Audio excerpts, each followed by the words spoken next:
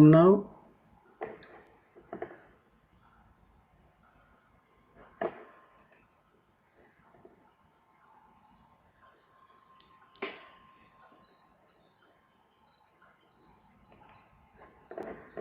Okay, let's see what's going on.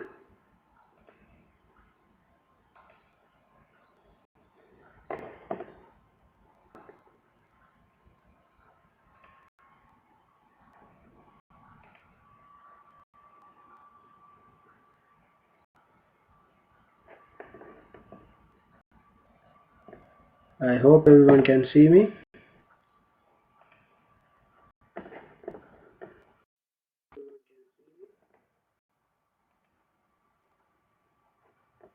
Okay.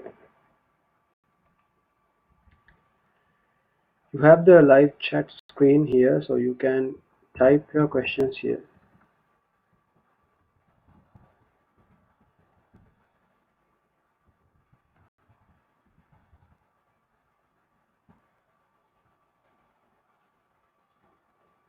All right, let's get to business.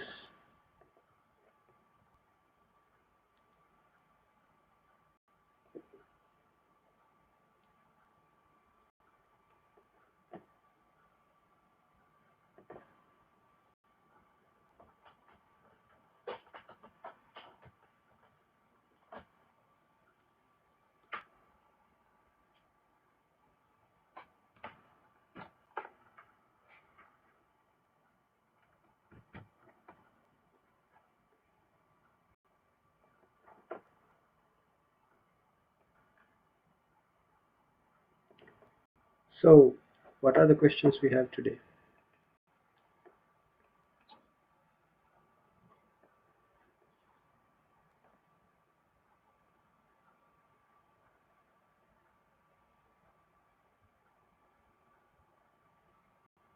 You can use the live chat.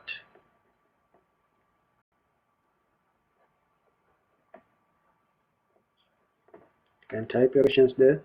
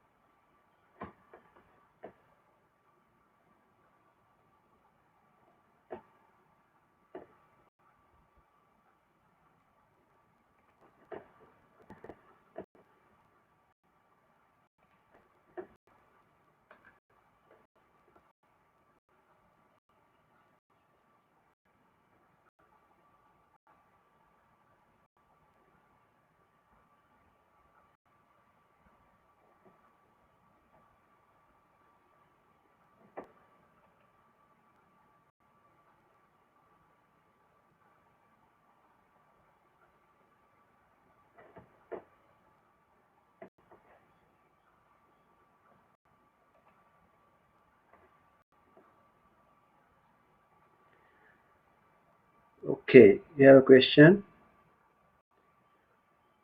How to build up a questionnaire regarding to a company recruitment and selection process.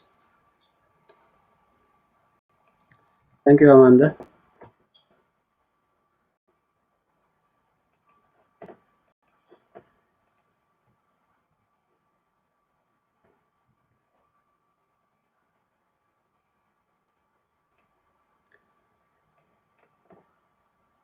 Okay.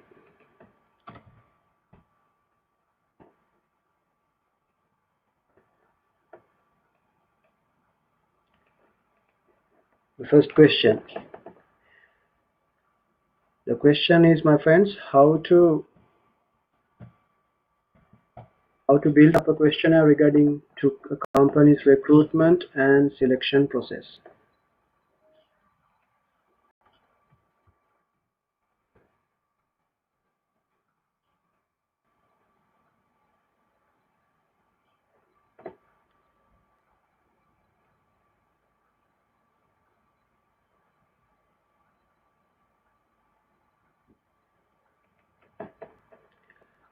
So I suppose this questionnaire is directly going to the participant, yeah?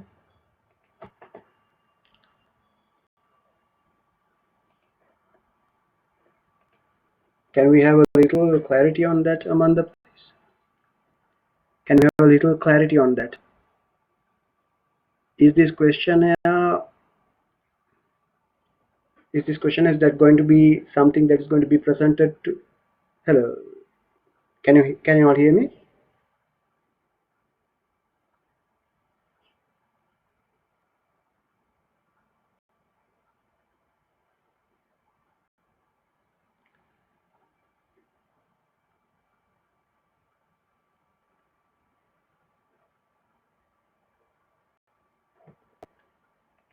Is this a questionnaire that is going to be presented to people who are coming for the recruitment process, for interview?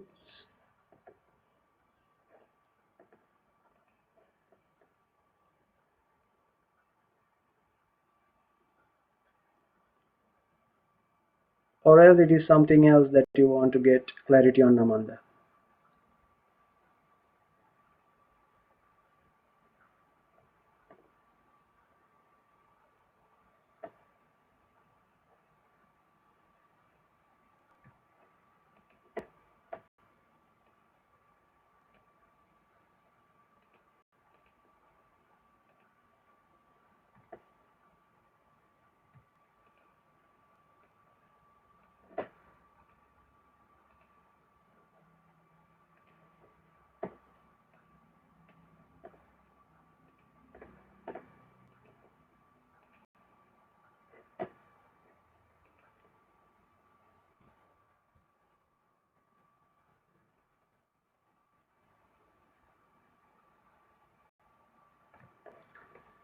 Okay, let me explain it this way, right?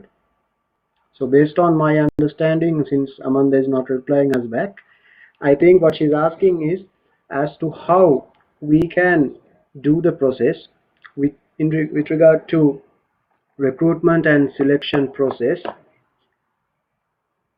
When people are coming in,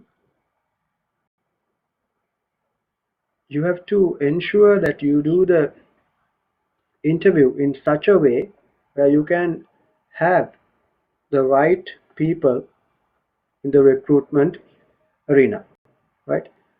So what you can do is you have to see their intellectual and intelligence levels. So that's the basic idea. You have to understand what sort of intelligence that they possess in terms of getting selected. All right. So you have to focus on certain areas. Let's start off like this.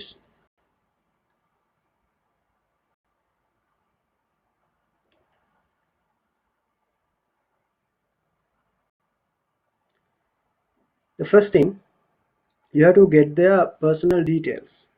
You have to see who they are, where they are coming from, things like that. So in a usual recruitment process, you have to ensure that these people have the certain knowledge, skills, and abilities that is required for you to have them as your operators or your staff. All right.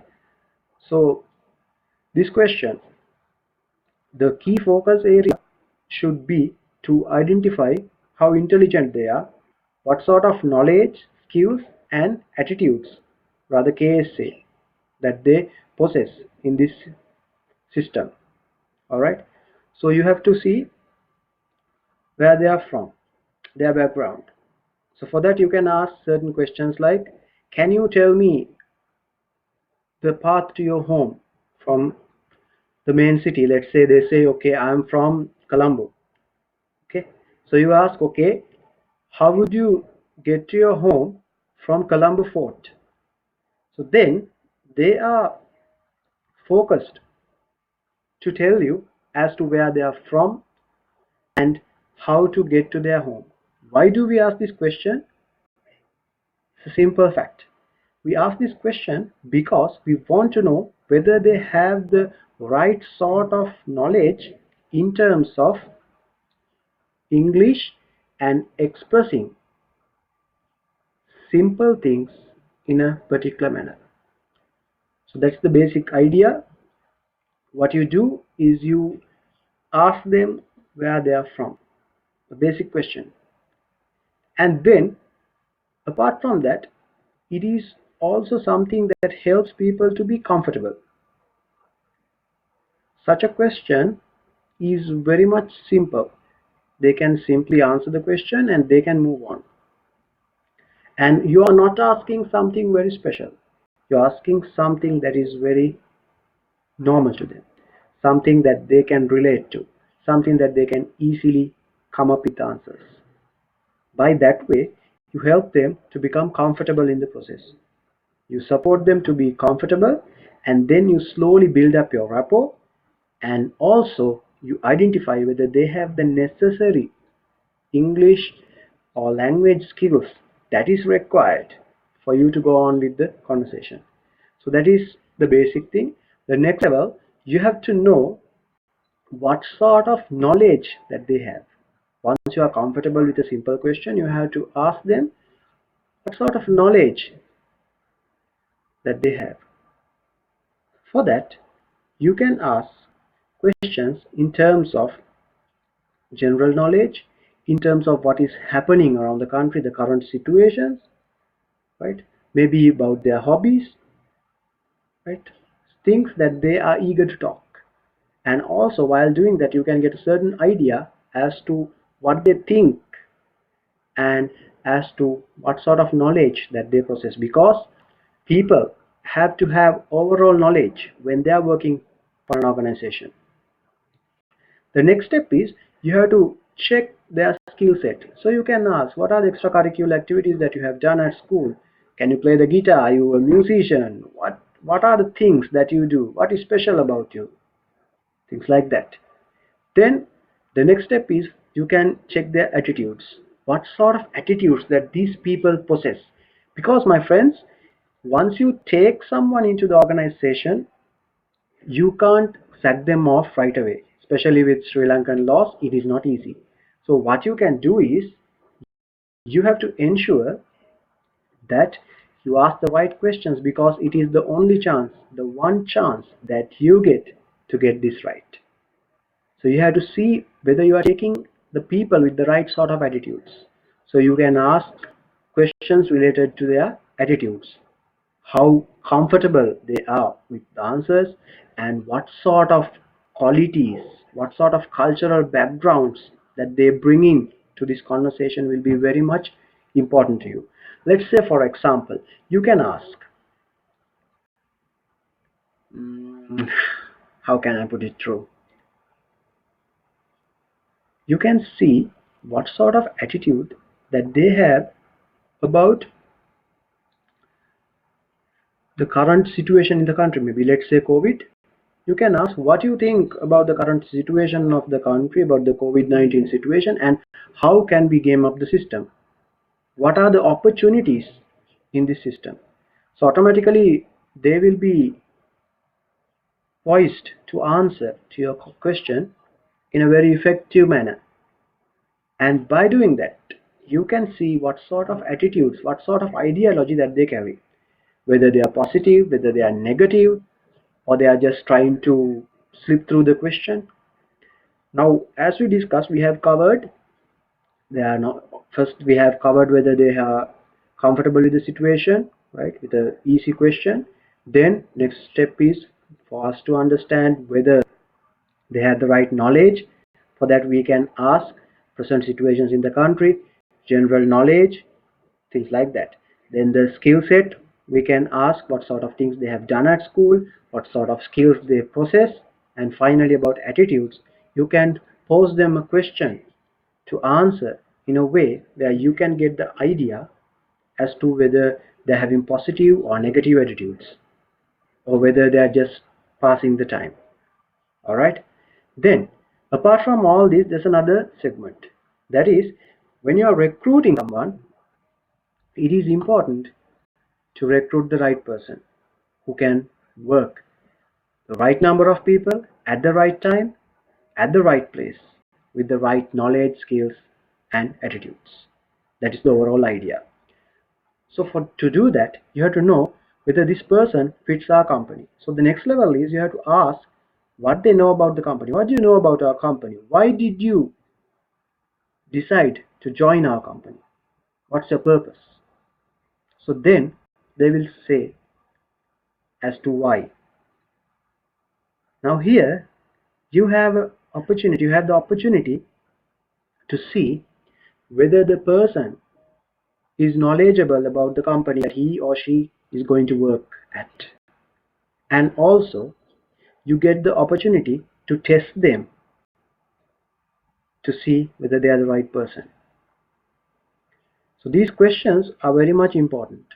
Then you can go towards questions like, what is your expectation with our company? Where do you want to go? Where do you want to be? Where do you want to see yourself in the next 5 years? Sample question. You can ask questions like that and help them to understand whether this is the right platform for each other. Now the thing about interview is, interviewing means two-way. The interviewer gets the opportunity to understand whether the interviewee, the person you are interviewing, wants to join with the company, and the interviewee, the person you are interviewing, the other person, right, the job seeker, they get the chance to see whether I am coming to the right company, whether this is the company that suits me. This is very important, friends. This is a two-way stream, right? So you have tested all the things.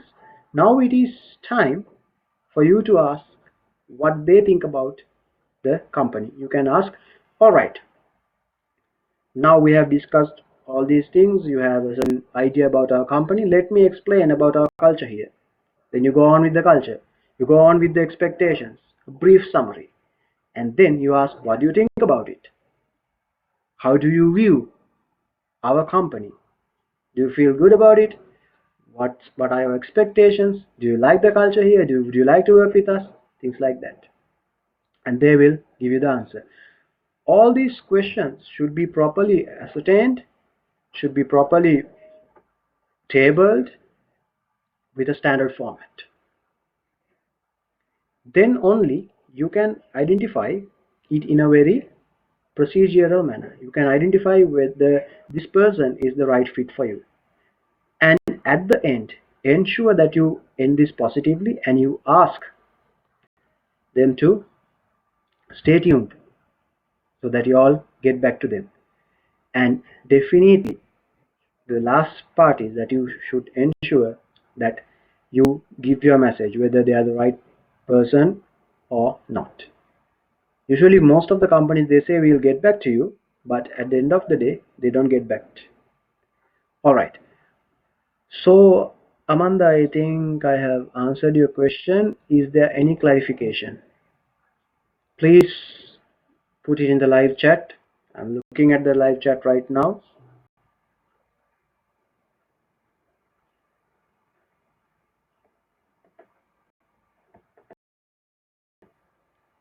Or we can go for another question.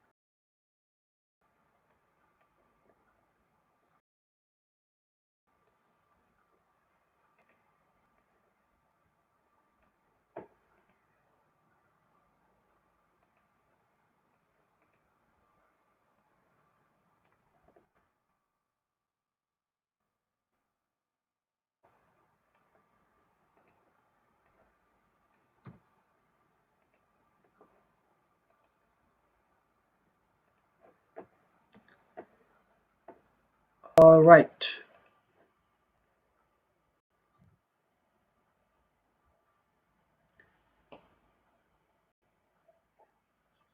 Okay.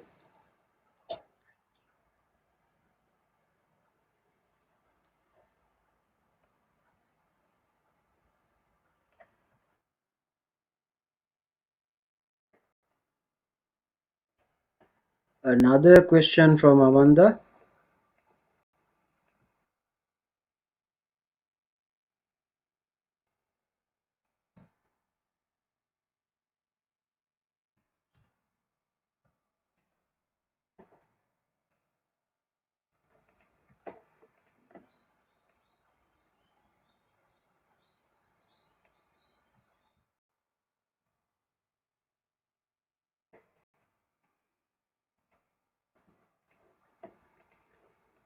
Okay. If I'm evaluating the effectiveness of the process, would these questions help me to do so? All right.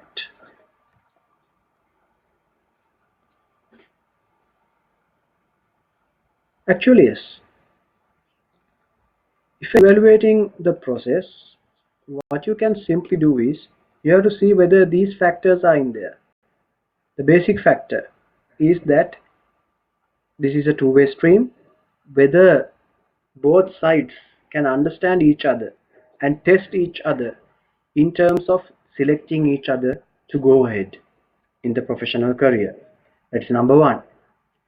Then the next thing is the KSA. You can check their knowledge, skills, and attitudes and whether that is test in this existing process or not. And the final one is you can see what they see or how they view our company, whether that is happening. So if the questions are not covering all these areas, that is not effective. If there are certain laps or certain additions, that is all right. But the basic is the interviewee, the person who is coming to get interviewed, should be comfortable. You should ask the right questions first to break the ice, right? Icebreakers, you may note it down. Whether there are icebreakers, whether it's a two-way stream, whether the knowledge, skills, and attitudes are tested, whether they test that he or she is a proper fit for the company, and finally, whether they take the view in terms of the person who is coming, who's sitting right in front of you, whether they're taking the right view from them with regard to the company. And the most important aspect of the interview is when you are selecting people is the attitudes, because attitudes constitutes who we are. With the right attitude, if a person has the right attitude, automatically you can do wonders. All right, next question please.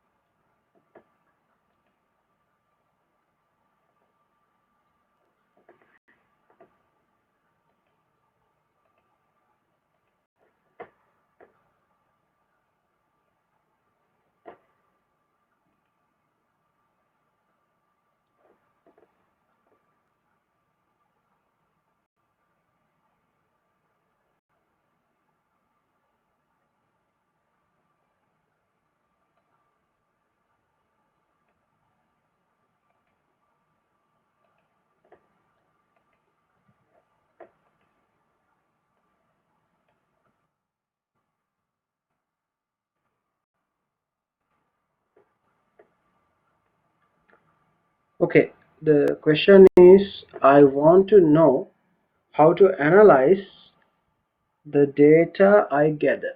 Okay.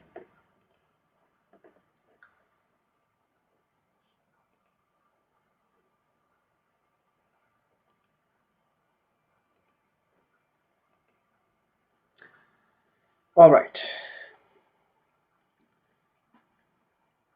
Now, analyzing part, it is important that you understand that analysis is always about having the data converted into information. Okay, so whatever the data that you gather, you have to put it in a formatted style, right, to see whether the company requirements are matched. So that is why you create questions in a certain format. As I said, I gave you a certain format. You create questions in a certain format and you test it against that. And finally, when you want to analyze, you have to ensure that you put them into perspective. You convert this data into information. So for that, you can have certain models. Let's say a simple model. You can create a virtual person sort of a thing, analyzing data. Okay, so you have a separate sheet for them. In that, you give marks. There are sections you have divided, and in those sections you put marks. Marks for attitudes, marks for knowledge, skills, all these things, right, based on the index. Then you calculate all that and take a total mark, the total of all the marks, and you see the compatibility. But to do that, you have to first set standards, right? Based on the questionnaire, you have to give marks. Then you take it into one sheet. Okay, one sheet. When we see that sheet represents the person. In that sheet, we have given the marks, and the allocated marks will be calculated, and the total will be used to identify whether that person is compatible with the system, whether that person is compatible with our organization. Let's see whether I can do something and give you a little example.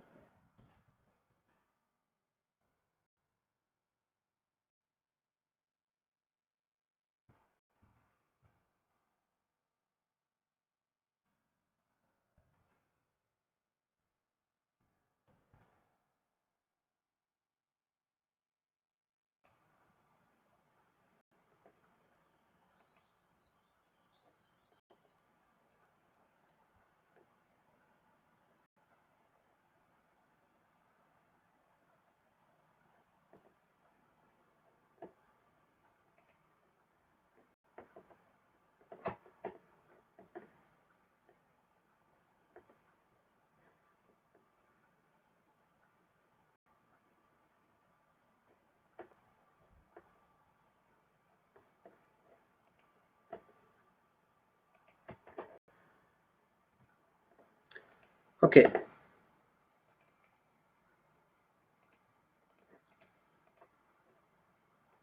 it can be a sheet like this,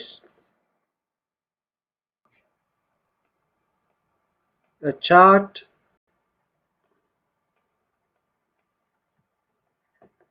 where you give the ratings, where you analyze the data, and based on the outcome you can decide whether you are recruiting the certain person.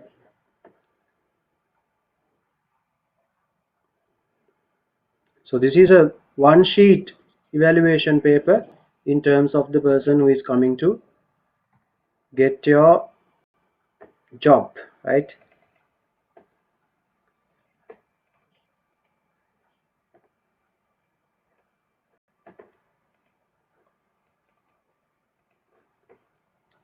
So you can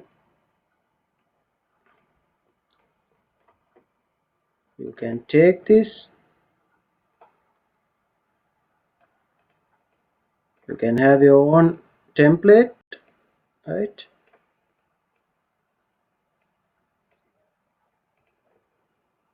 Then you can finally get the picture, the summary picture. This is the summary picture. To make this, you have to have the indexing, you have to create the values, create individual sheets, and then you can get the final answer. Based on the answer, you can see what sort of a percentage of people are compatible for your company. Now, in this case, this is another template. I'm just taking this as an example. So here, if we take in our case, we can say, okay, there are totally 20 people have come to the interview. We have got virtual assessments and put into one sheet for each individual. And from that, out of the total marks from the respondents, we have got 10 excellent people, 8 good people, and so out of 20 people. So finally, you can decide how many people that are taking to the company for the purpose of recruitment and selection, and even for evaluation you can go for a model like this. Okay, what's next?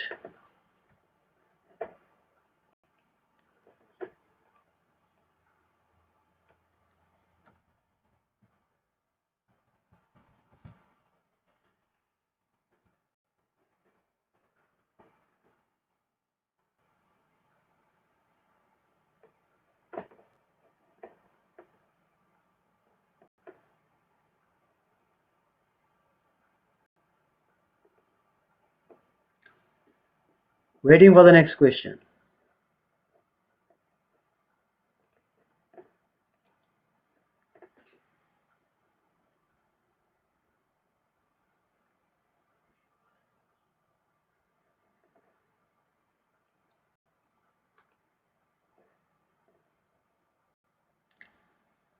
So Amanda, I think you got a clear idea. Yes?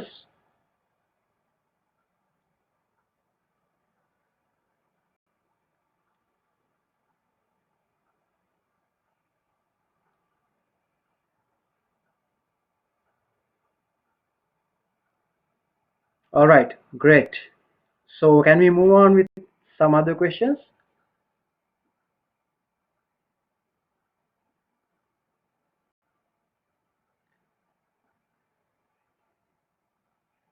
Okay. Human resources analysis concept. All right.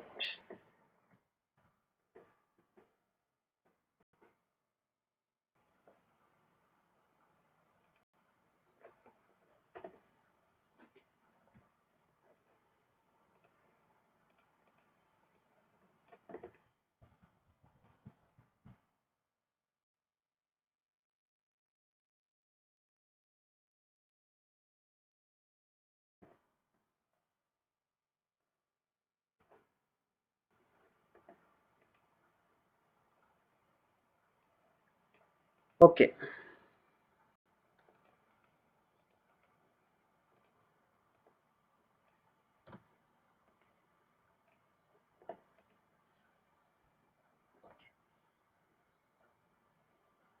The question is, please explain human resource analysis concept. The question was given to us by Shashini Apa. Okay, Shashini, let us explain.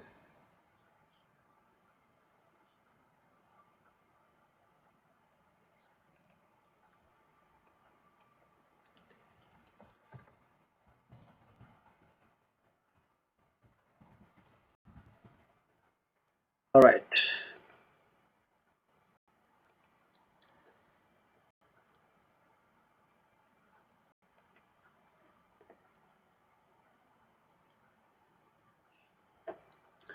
In human resource analysis, what happens is you have to get an overall view about the people you are dealing with. In a summary, what you do is you analyze the different people that you are working with in the organization. Analysis can be something very complex because here what you are doing is analyzing of human resources. So in this concept, you have to see what is the overall situation, what is their general attitude within your particular organization. Now you are analyzing the employees who are working with you. All right. So you have to see the general situation and also the overall idea as to what sort of people they are. Then you have to think about how they view their evaluations. What is their independent attitude? What sort of view that they have over the organization, and as well how you do things around the organization. Then you have to know how committed they are. In the analysis, you have to identify whether we have a committed set of people. So you have to ensure that you have the right information as to people are committed or they are not committed. So it is very important. It is something very crucial, because without that you can't really decide whether you can get the right output or the right productivity from people. So people should be satisfied, they should be committed, and it is your duty as HR professionals to see whether people are satisfied and happy. If they are not happy, okay, then you are in trouble. Then next one is you have to see whether people are motivated. If they are not motivated, now let's say if you are not motivated, you will not produce motivated results. Okay, for you to be motivated, you have to have a certain environment. If you want to enable performance, it is important that you have the right attitudes, the motivation, and also the environment. Without that, you can't motivate performance. So to do that, you have to know whether people are motivated enough to perform in the organization. Then the next one is you have to see whether you have a detailed view in terms of specific employee segments. You have to analyze employee segments to identify what are the details that you have, and if you don't have enough details to go on with the course of business, you have to go ahead and get more details. Then the next one is you do this analysis for a purpose, right? You do the analysis for a purpose, and that purpose is for you to identify ways and means, right? Let me explain it again. Let me tell that word again. Ways and means. Ways and means that you can use to strengthen their commitment, to strengthen their performance, and ultimately to get their contribution towards the prosperity of the company. Now, to do this, you have to bring in performance. The key term is performance. Through HR analysis, what you do is you help the organization to identify whether there's a committed workforce, whether they are loyal to the company, whether they are motivated, whether they have the right sort of performance in place. And to have performance in place, you have to ensure that they have the right abilities, the right motivation, and finally the right environment for them to work. So if all these things are in place, you're good to go. So as HR managers, you should know information on employee satisfaction and loyalty, information on their preferences and motivation, and finally information enabling to manage diverse employee units. සිංහලෙන් කිව්වොත් අපිට මිනිසුන් වැඩ කරද්දී එයාලා ආයතනයට ලැබියාවක් තියනවද, උන් ආයතනයත් එක්ක මුසු වෙන්න පුළුවන් අයද, උන්ට අවශ්‍ය කරන අභිප්‍රේරණය තියනවද කියන එක අපි බලන්න ඕනේ. ඒ අභිප්‍රේරණය එක තමයි අපිට තීරණය කරන්න පුළුවන් මිනිස්සු අපි වෙනුවෙන් වැඩ කරයිද කියලා. මොකද මිනිස්සුන්ට වැඩ කරන්න හැකියාව තියෙන්න ඕනේ, අභිප්‍රේරණය තියෙන්න ඕනේ, ඒකට අවශ්‍ය කරන වටපිටාව තියෙන්න ඕනේ. මේ තුන එකතු වුණාම තමයි මිනිස්සු perform කරන්නේ. එහෙම නැත්නම් වැඩ කරන්නේ. එහෙම වැඩ කරන්නේ නැත්නම් අපිට සිද්ධ වෙනවා ඒ ගැන බලන්න. ඒතර ඇනලිසිස් එකේදී අපි කරන්නේ එහෙම එන්වයරන්මන්ට් එකක් තියෙනවද, මිනිස්සු මොටිවේටඩ්ද, මිනිස්සුන්ට අවශ්‍ය කරන වටපිටාව තියෙනවද කියන එක අයිඩෙන්ටිෆයි කරගන්න එක. Right.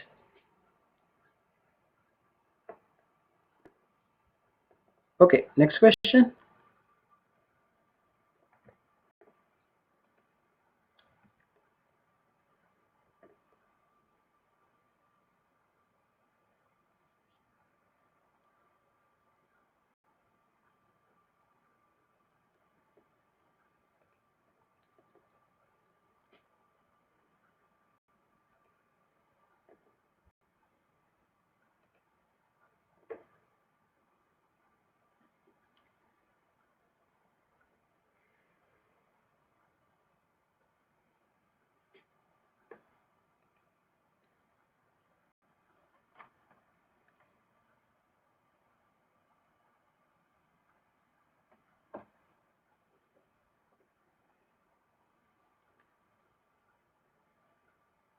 Shashini, I hope I gave the idea, or do you have any clarifications?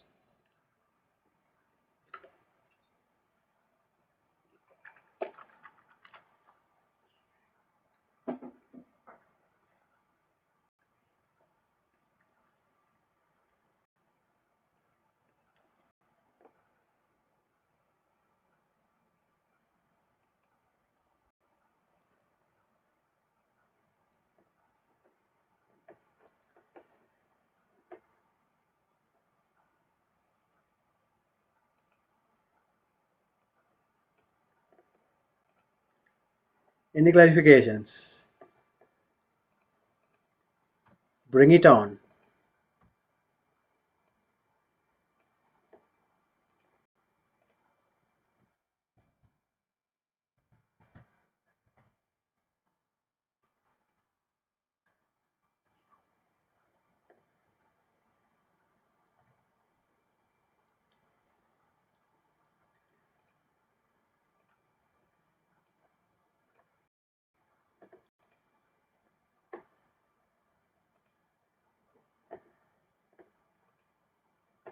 Waiting to go ahead. Okay. Shashini has replied that she's happy. Okay. What's next? Can we have the next question, please?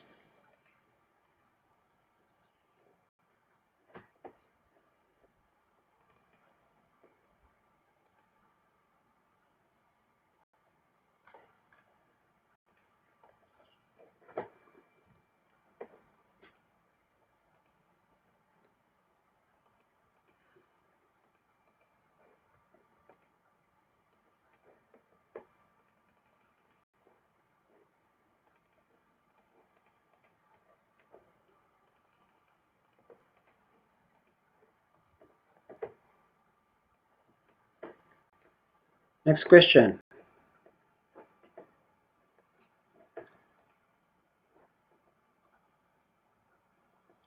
Okay, we have two questions in the flow.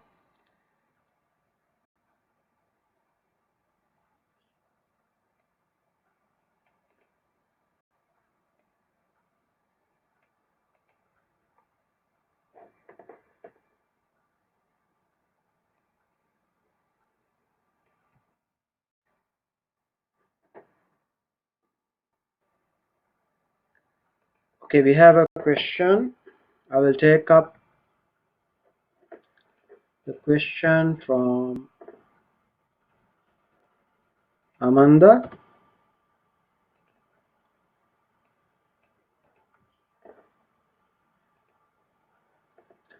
Okay, the question is what's authorized deductions means. All right. As the word suggests, authorized deductions are deductions that could be done. Okay? The deductions that could be made from employees' salary or remuneration, right? So these authorized deductions could be the deductions that are sanctioned by the Labor Commissioner. Specifically, if you go ahead specifically, contributions to Provident Fund, the EPF, ETF, as you know, these things can be deducted. Those are authorized, right? And let's say if you are deducting for something else, for the welfare society or something, then you need to have the employee's authorization. Why? Why that you would need it? That's the next question. Yes, because according to Shop and Office Act and all the other acts that are around to safeguard employees and to provide employment, there are certain deductions such as the employee trust fund, the employees provision funds. All these funds are mandatory. You must send it, right? So those things you can simply deduct from the employee without any issues. But let's say you are deducting some amount for the, let's say, for some event, for their welfare, then yes, you have to get their consent. You have to get, let's say, if it's from the bank account, a standing order or a letter requesting the organization to deduct the specific amount. Other than that, the income tax, let's say the pay tax, pay as you earn, the income tax, the local government taxes, let's say the withholding tax, all these things will not require for you to have a specific mandate or a specific authorization from the employee, but rather it is mandatory for you to deduct it because it's your obligation. Taxation and all those things are your obligations. The employee must pay that. So it is automatically authorized. So all the authorized deductions are mandatory deductions, which are authorized either from the government sanctioned rules, the rules of the country, or else as per the guidelines given by the Labor Commissioner, or else as stated in the Shop and Office Act or the Factories Ordinance or whatever, for example, right? Okay, so I will move on to the next question, Amanda. I hope you got the answer. All the payments that are legally sanctioned and bound to be deducted are authorized deductions, while any deduction other than that should be authorized by the employee. Okay, so you can say EPF and ETF, the withholding taxes, the pay tax or the personal taxation that is being deducted by the employee can be taken into account. Okay, I hope that I gave the answer to Amanda.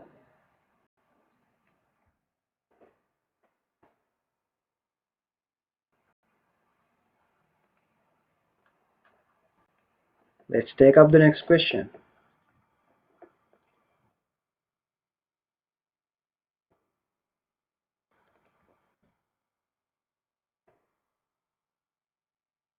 The next question is from Shashini.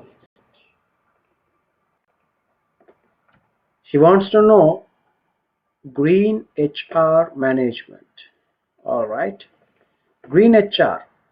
Green HR is something very important because day by day we are moving on with the organizations and as well as the environment where we are suffering due to bad HR practices, right? So in green HR, what we discuss is about how to have sustainable development, how to manage the sustainable environment and ensure that we have the right sort of practices that brings on the best out of people as well as the environment.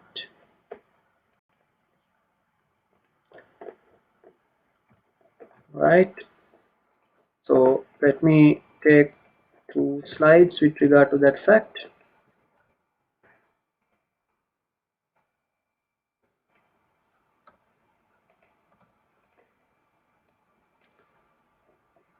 Okay, I think that you can see the slide here.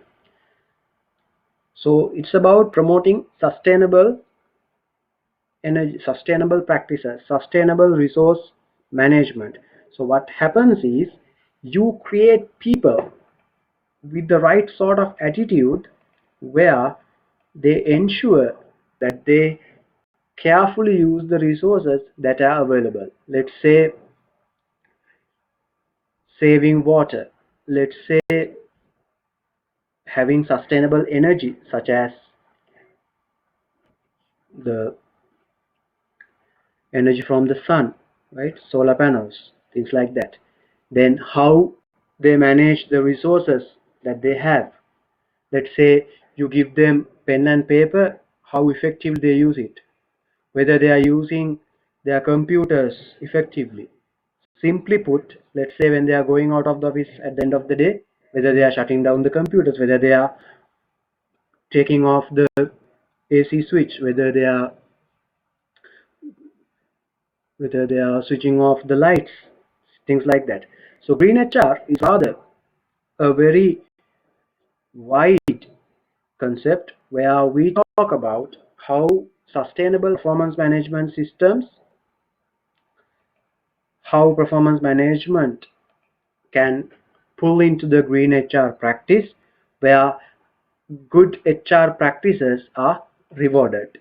Good HR practices are rewarded, then employee involvement and their participation towards having green HR solutions and practices is concerned, right?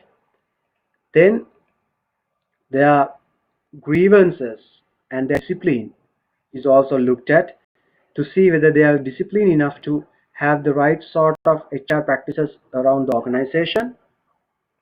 Then there's a thing called green recruitment. Green recruitment means we are taking in the right sort of people who have the right knowledge, skills, and attitudes to through greener measures.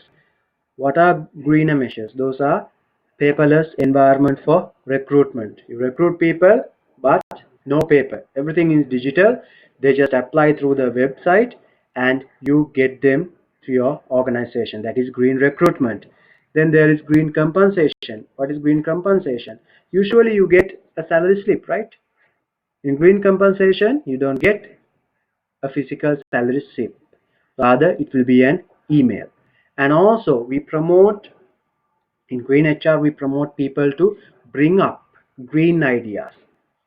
Those are ideas that contributes to have minimum usage of resources.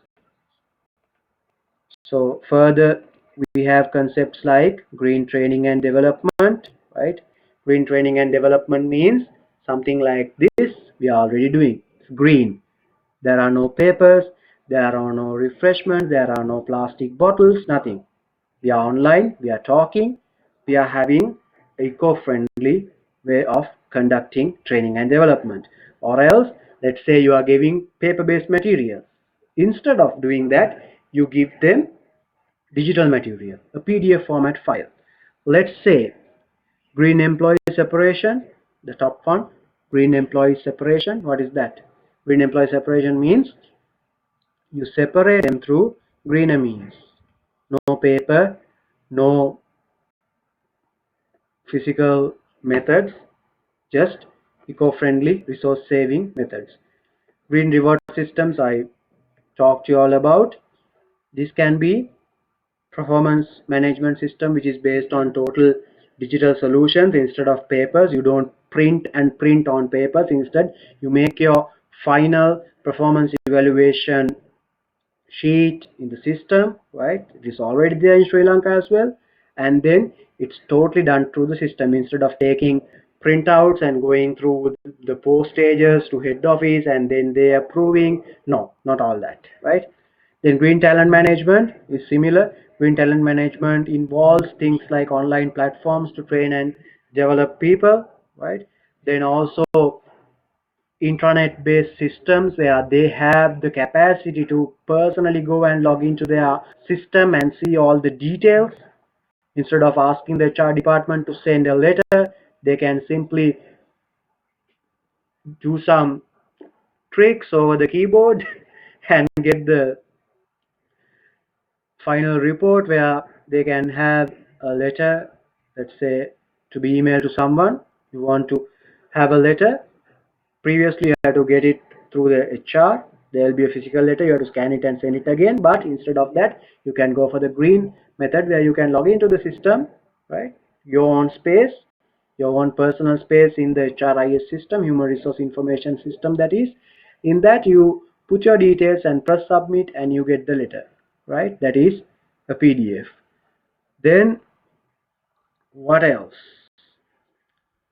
We talked everything, I suppose. All right. Any clarifications on this?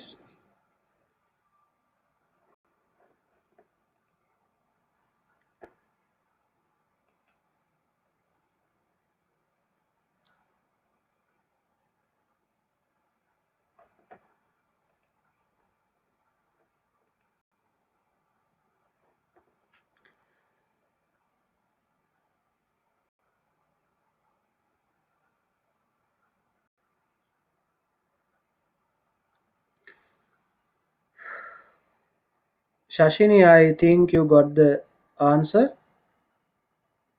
And if you're happy, just let us know.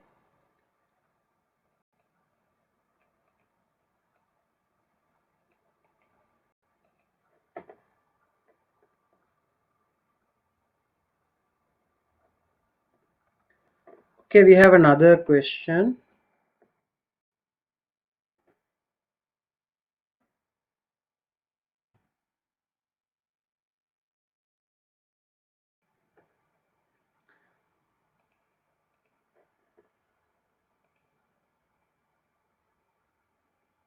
The question is whether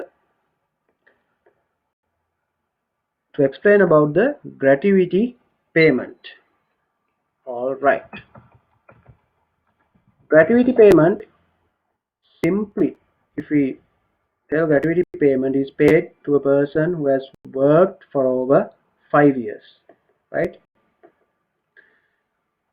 Let me get a slide for you,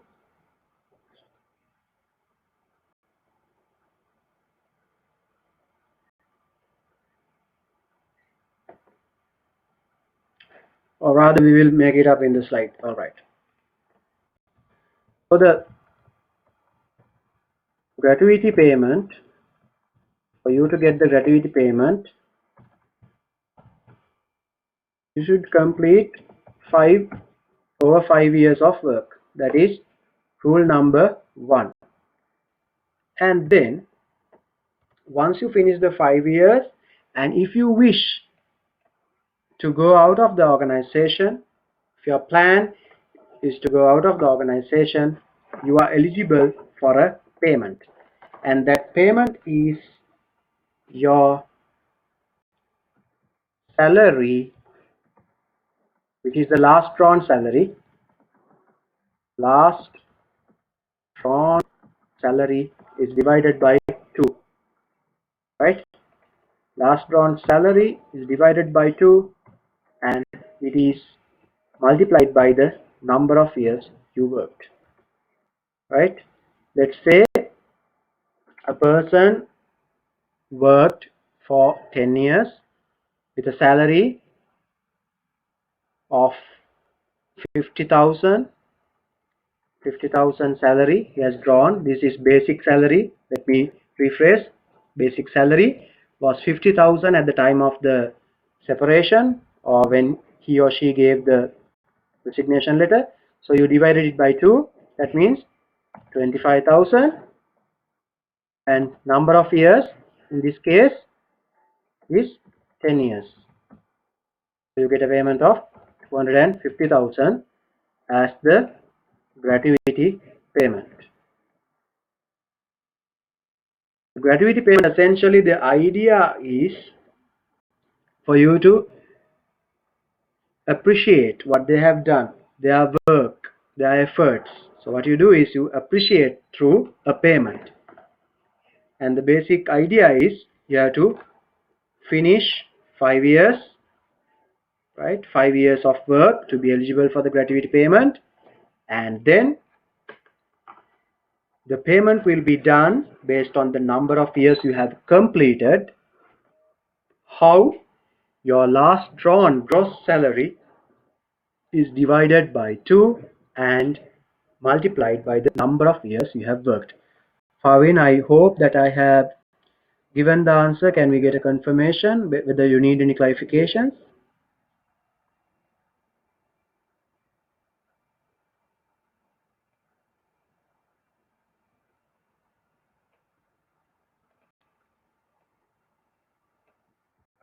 I'll be taking up the next question.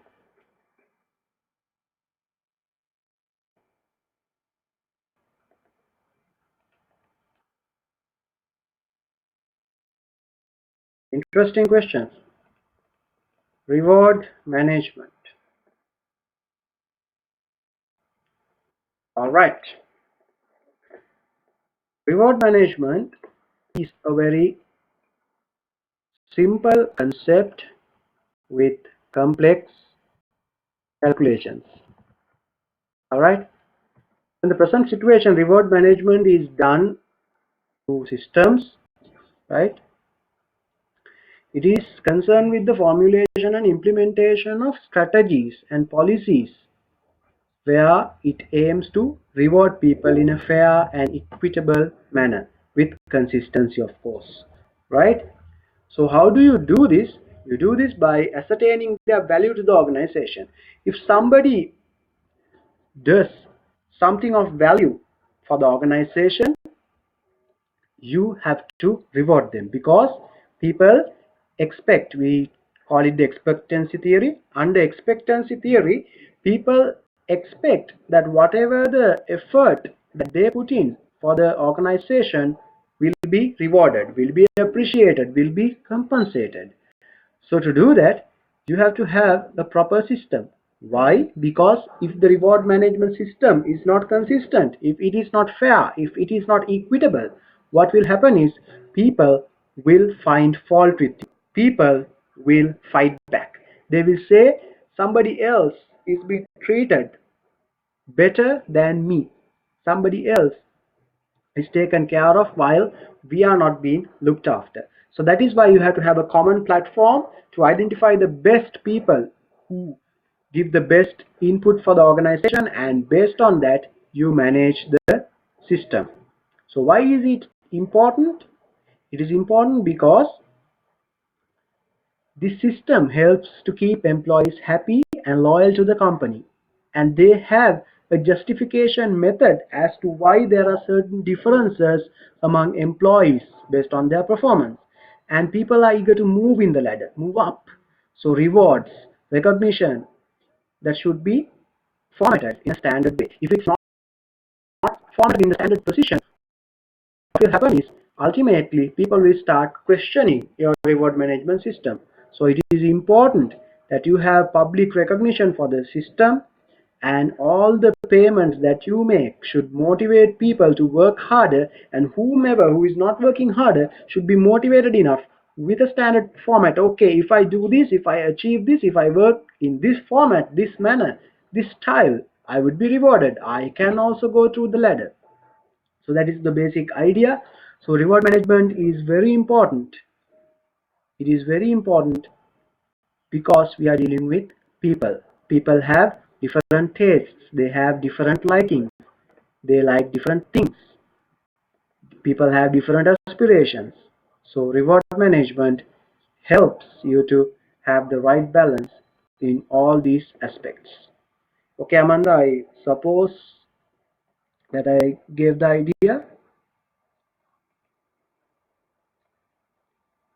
Let me have a confirmation, or you may post another question or further clarification in that regard. No problem.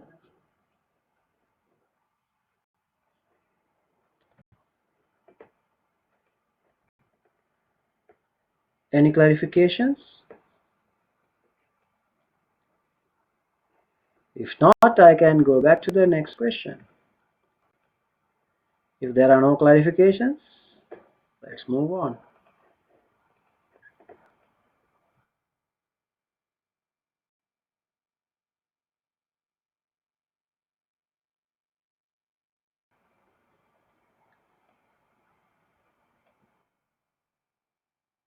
Right, Amanda is happy with the answer. So I'm taking another question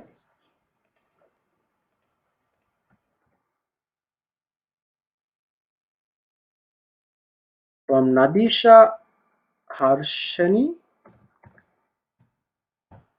Okay, Nadisha, your question is the next one that is going to be answered.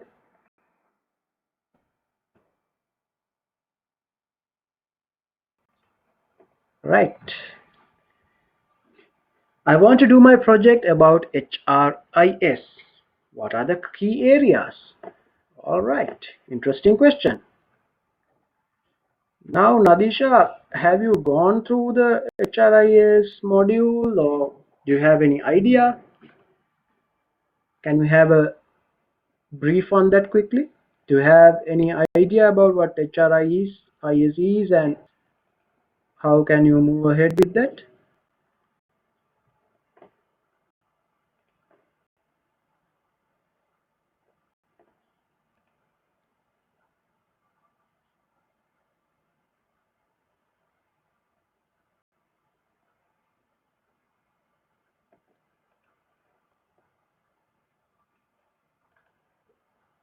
Okay, let me answer. HRIS is, simply put, Human Resource Information Systems, and the key idea is to manage the data that is available with us with the support of systems, the modules that are available with us to manage the data in a systematic manner. Right. So her question is, what are the key areas that she can look at when she is doing HRIS? All right. Let me explain this through a slide. Right. There are key functions in HRIS.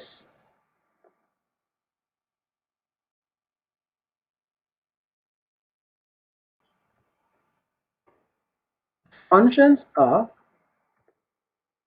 personal information. The first function is personal information, where we have personal information about people. Then rewards and remunerations are there. HR planning, recruitment and selection is there. Then HR planning, recruitment and selection, then competency management and performance appraisal, career and succession planning, organizational structure, their life cycles, employees' life cycles, how training and development is done, attendance and leave, everything is there. So these key functions help to have a productive method as to how things are happening in the organizations. So answer to your question, these are the areas that you should be looking at since you are planning to do your project on HRIS. And let me guide you further with some ideas as to what are the HRIS modules that are available, right?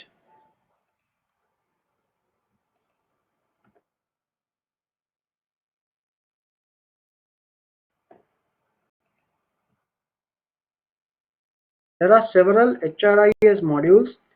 First one is the Employee Master Information module, right? In the Employee Master Information module, I hope that you can see the slide by now. In the Employee Information Master module, we have personal information about the employee, their qualifications, their job descriptions, what is their role profile, whether they have previous working experience, how educated they are, whether they have professional qualifications. It's rather a simple digital platform where you have all the basic information about the employee, and you can simply go and filter this information and get a report. Then the organizational chart is there, which is very important. The company structure, the hierarchy, which grades are there, how many employees are in different grades. Then the leave system, where different leave types are defined. The holiday schedule is there, how leave entitlements are given. All the things are there. So if you can select one employee, you get all the details about that person with regard to his personal information, his biodata, his leave information, what is the position he holds in the organization, then corporate communications in terms of flags and reminders. Let's say there's a new position opening up, a promotion, you will be putting in the HRIS system and people will be logged on to the system to check all this. Then time and attendance module is there. That is why you keep the finger. You say ඇඟිල්ල තියෙනවා machine එකේ, that ඇඟිල්ල තියෙන එක machine එක, the finger you put in the machine is recorded, the time is recorded, and it is directly going into the HRIS system. And in that HRIS system, the attendance information, the shift management, and the rosters are all recorded, and you can get the information as and when you please. Then there's a thing called self-service module. I was talking about this previously as well, if you all remember, in Green HR, where people log into the system and get their things and their necessities served in terms of organizational aspect.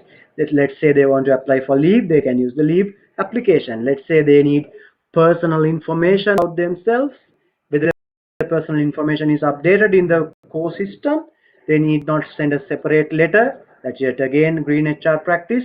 No need to send a letter. Instead, you just update it yourself. So ultimately, you save the resource usage of human resource usage as well as other resources. Then their competencies can be checked up. Their knowledge skills could be updated in the system.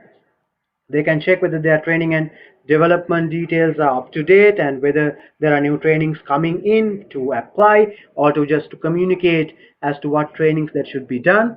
Then performance related details can be discussed in the system. They can see how performance are being done, and also they can reply when the time comes for the performance evaluation. They can put their own view as to what they think about the performance evaluation done by the company.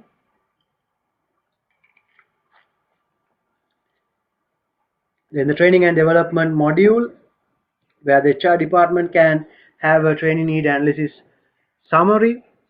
They can evaluate people and put all the details there. How to apply for training, as I mentioned about it earlier. You can put a system where people can apply for trainings, and there can be a training calendar. They can see what trainings are coming up next, and all the details will be updated centrally.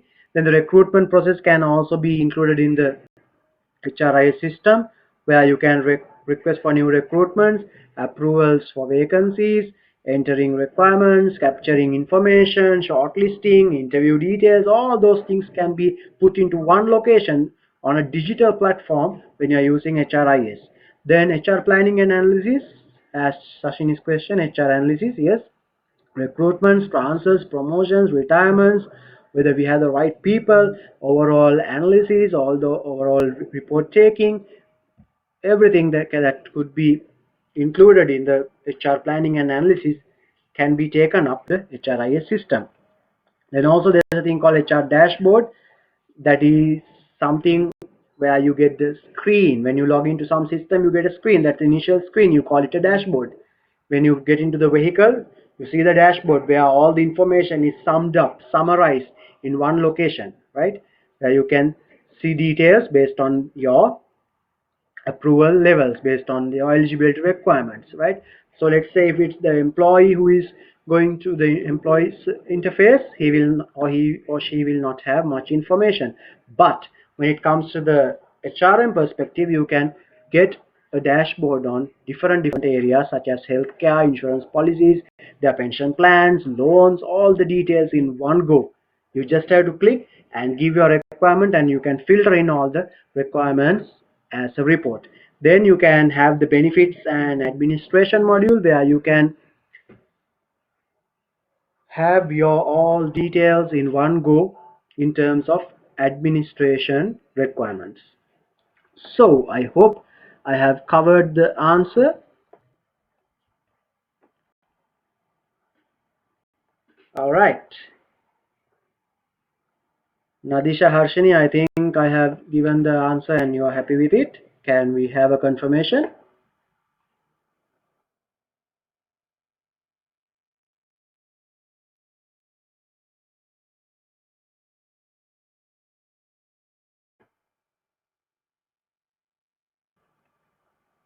So her question was, I want to do my project about HRIS and what are the key areas. So we answered that. Any clarifications on that matter?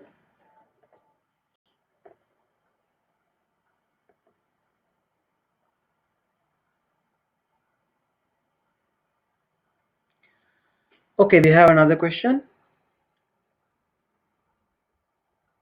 How do we identify people who needs counseling? All right.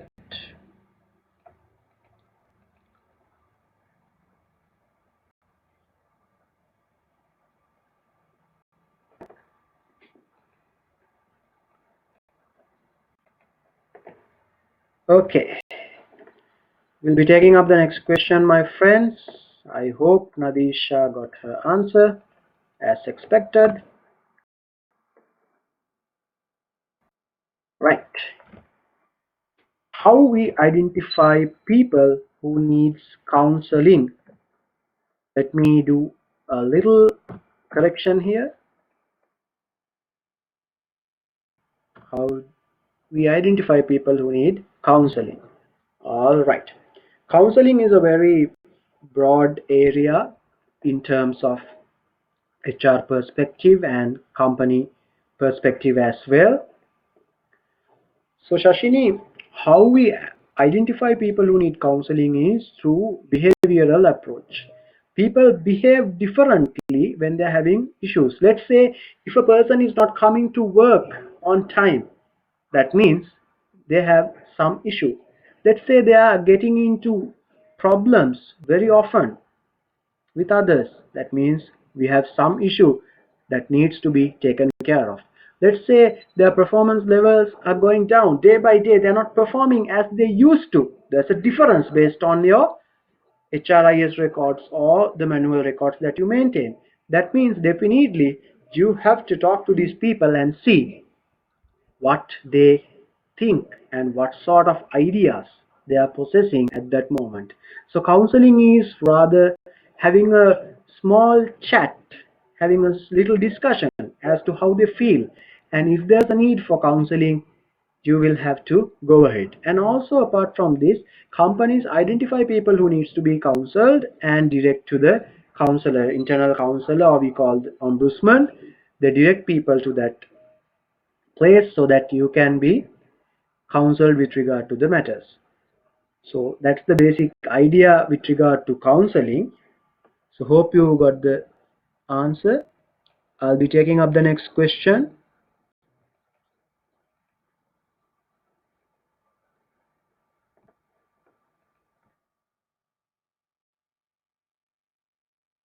The next question is, why is performance management system important for an organization?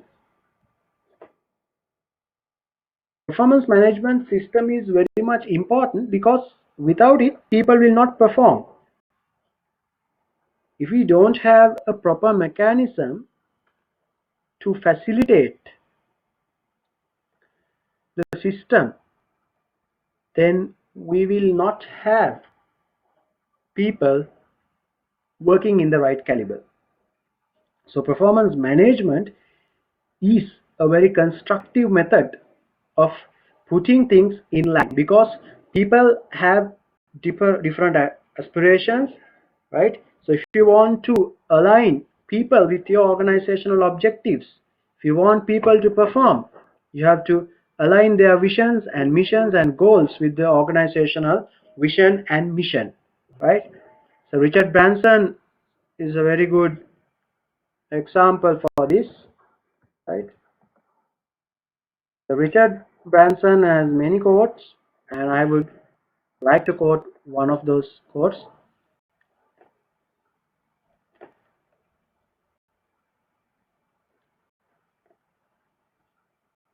If you give your employees a mission that matches their ambitions, they will surprise you. That's the main idea, right? You give your employees a mission, they will definitely come up with new solutions, new ways, right? Where you can benefit. If you give the mission, if you are able to match the performance with the organizational objective, if you are able to give a mission that matches their own ambitions, their own talents, their own dreams, and ultimately land to the organizational objective, yes, you are a winner.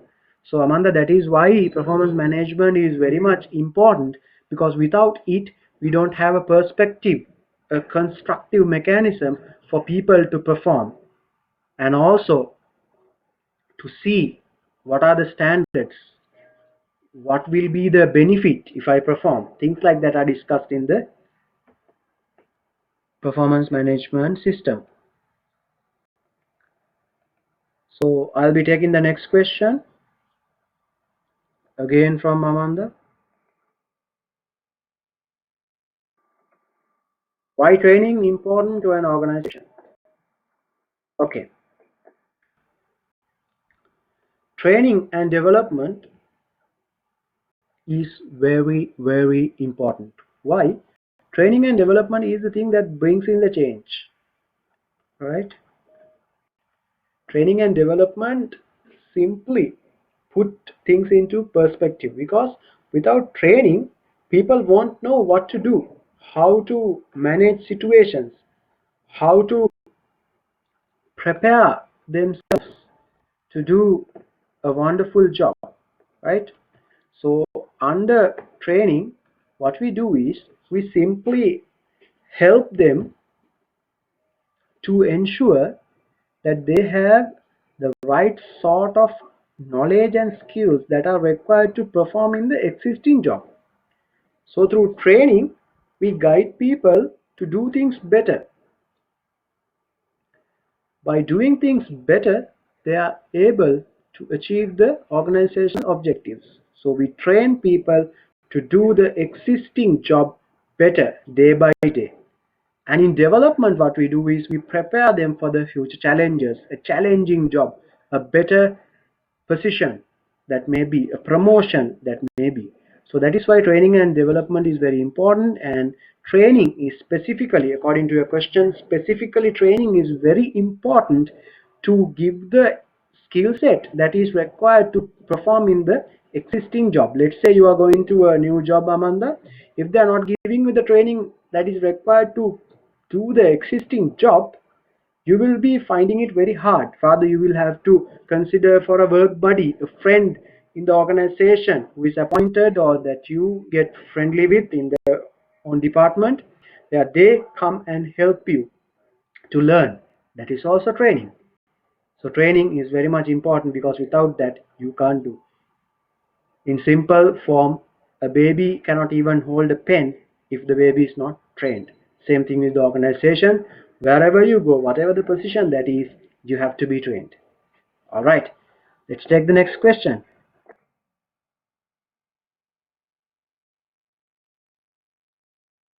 Okay, I hope you got the satisfactory answer, Amanda. Another question from Amanda.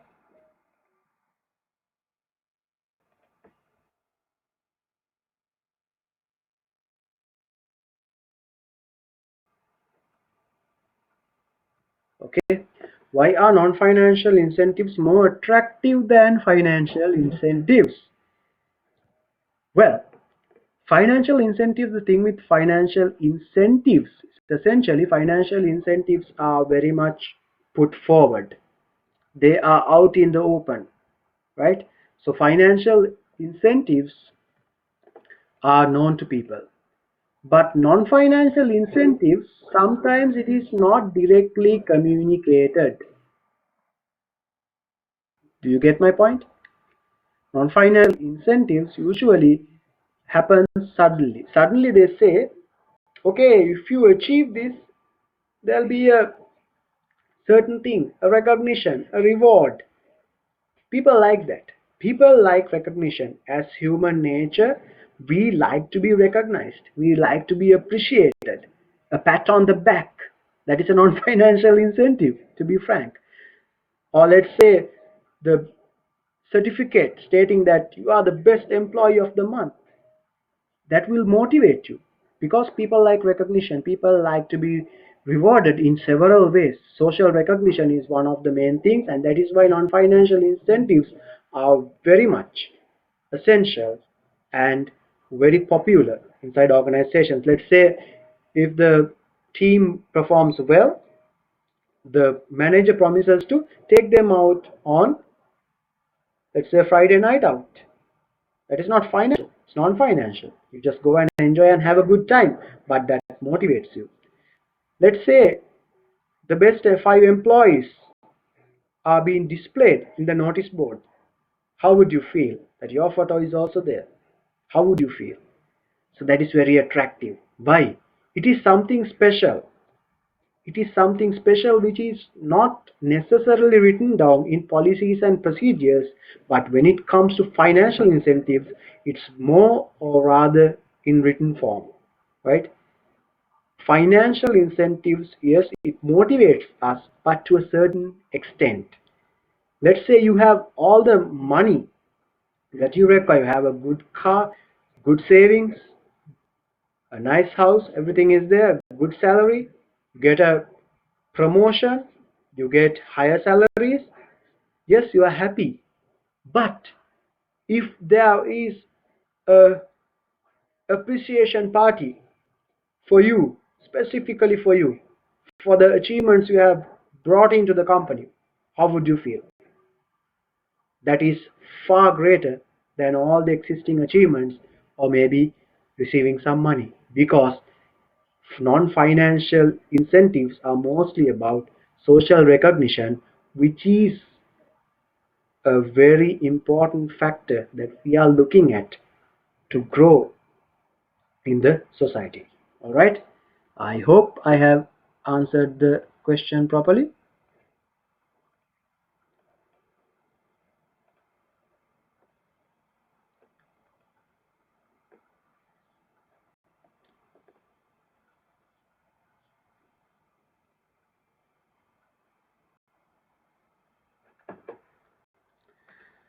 Okay, let's move on to the next question. I hope Amanda got the answer.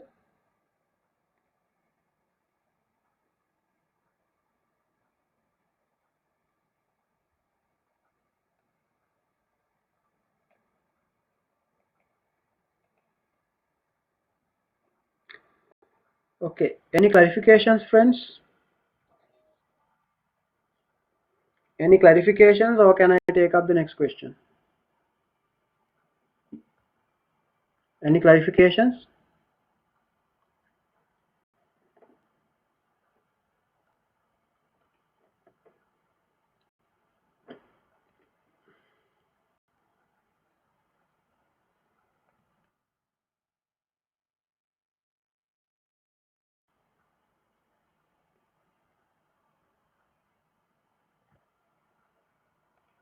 Okay, I'll be taking up the next question.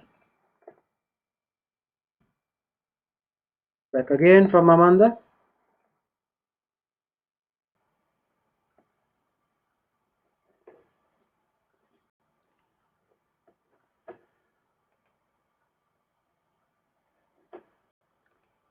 All right. This time the question is, what are the new challenges that HR faces in a highly competitive environment? Very interesting question, Amanda. The new challenges. Yes, there are so many challenges, right? There are so many challenges. Let me start off with the first one, digital changes, right? Now, the digital era has impacted the HR in a very faster pace. Why? Because most of the things can be now automated. Most of the things which were manual are more or over or less automated now. Let's say HRIS. Previously, for human resource information systems, you have to keep manual records. You have to pile up records and you have to have separate people to go and take them. Now, you don't need that anymore. That is a challenge. Let's say it's recruitment. When you want to recruit someone, you have to have people to manage the applications, the CVs, and you have to have people for the recruitment process. Not anymore. You can simply go to the system. There's a thing called ATS, application tracking system, which is fully automated. So they can simply, let's say you want to apply for the job, you go to the website, you apply through the website, and it is automatically recorded. Every detail is recorded. No need to have human intervention, and only human intervention that is necessary is to filter and get the applicants that are matching to your existing need. But there again, that is also not required in some aspects. There are situations and companies where they have formed methods where they can simply analyze all the details and facilitate the recruitment process up to the point of sending the letter. So that is a big challenge, because that is cutting down a lot of people in the work process. The next challenge is something we are already facing: pandemics, right? Issues like this. How to do work. Now, can people work? No, but digitalization is supporting. Now, this session is also a result of digitalization. Otherwise, we have to meet up and talk all these questions. Now we have the opportunity, the platform to talk all our questions and have a very productive session, because we have find a way around the pandemic situation. So there can be pandemics, there can be economic falls. Now the great recession was over, and I think there is a recession coming. It's on the way. So we are going to have a lot of problems. So those are the new challenges that HR will face, because we have to pay people, we have to keep them happy, we have to motivate them. So HR will be in a lot of trouble, I would say. And in time to come, there will be no much, let's say, job opportunities.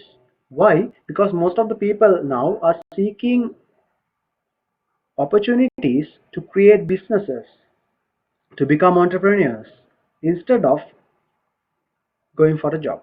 So in time to come, HR management will have issues in terms of finding people for jobs, because most of the people will be job creators instead of job seekers. That is the thing with Generation Z. Generation Z is supposed and treated as a generation where they seek not jobs but opportunities for business.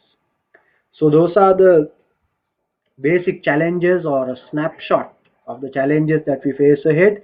Apart from that, artificial intelligence, deep learning techniques, robotics, all these things will come into play. It's not going to be easy, it's going to be tough, because a lot of processes that are presently handled by humans can be automated and digitalized. So that is the biggest challenge: disruptive technological movements or disruptive technologies, new changes. We call it digital disruption, and there's going to be a lot of disruption. We are working in a very disruptive environment, and it's going to be tough for us. Okay, so let's move on to the next question. I hope I gave the answer and everybody's happy.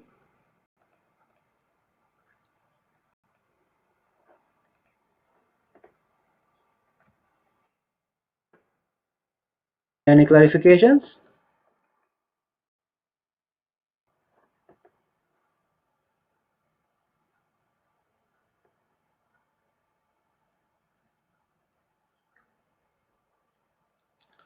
Right, you're welcome. Clarifications, because we are at the end of the session. We can wind up now. It's almost 1.5 hours.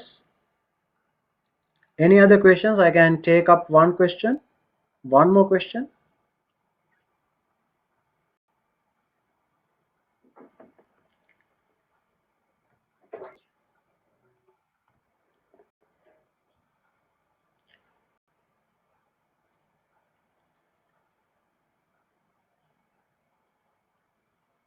All right, seems like everybody is happy. So I hope you all had a nice time and enjoyed the session. Let's see, in future I'm planning to do more sessions of this nature. So today was the first session, and with all the technical way arounds, I hope I have provided a wonderful session for you all, that a session that you all enjoyed. So let me know the comments, put it on the live chat, and we can see how you feel about the session.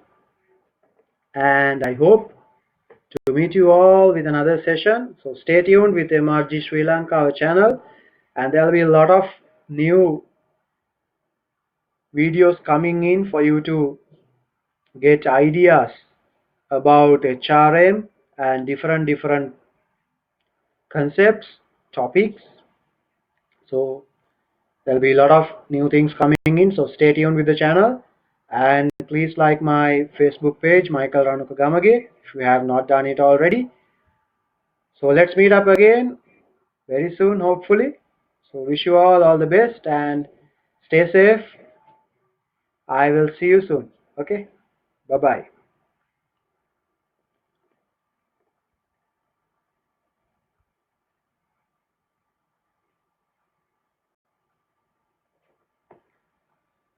Well, I'm planning to do a session soon, so we'll see. maybe on a certain topic, right? So we'll see. I will be posting it in my Facebook, and also you can get updated if you have subscribed my channel. You can subscribe my channel and stay tuned, so then you can get an idea when I'm going to host another event. So let's hopefully meet again. So stay tuned, keep in touch. Also, you can get in touch with my page, right? You can get any clarification that you require. So there will be another session, maybe HR related live question session, or maybe some session where we discuss about a certain topic. So we'll see. Just stay tuned and wish you all the best. Stay safe, guys and ladies. All the best. So I'm going to sign off. Thank you.